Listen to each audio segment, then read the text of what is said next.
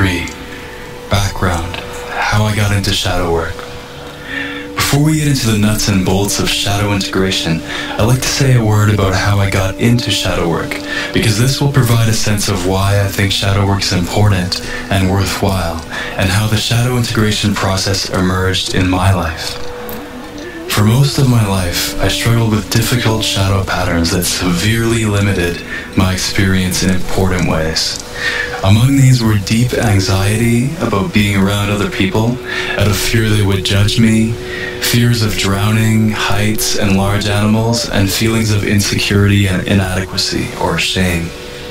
For years, these shadows arose within me again and constellated painful feelings and depressing thought patterns around themselves.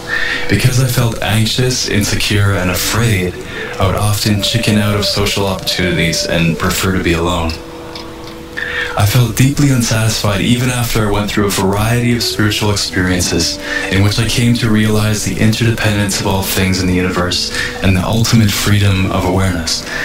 These realizations brought great peace and joy, but the shadows remained in the background. When the light from these awakening experiences faded out, the shadows took over once again.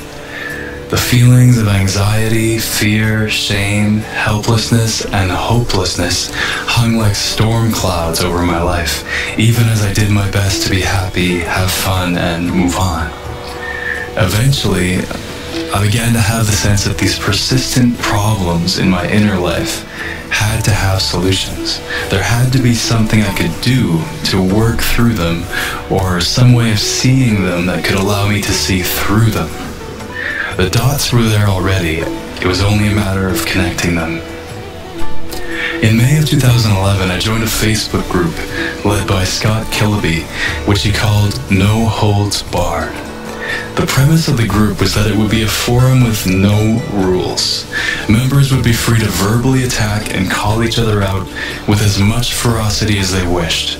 It was like psychological Fight Club. No one was safe from the attacks, not even the group's own administrators or Scott himself. Throughout my life, I had been told to be kind and caring to others. NHB was shock. This was a form of unorthodox therapy that seemed like the opposite of therapy, a counterintuitive process of overcoming pain by attacking. In NHB, all of my insecurities were attacked. My worries about my appearance, my fears, even personal aspects from my life were used to attack me brutally. At some points, the attacks got so deeply personal that I had to leave the group for a few days to work through all of the material that had been stirred up within me. The attacks pointed to the shadows. Where it hurt was where I was stuck.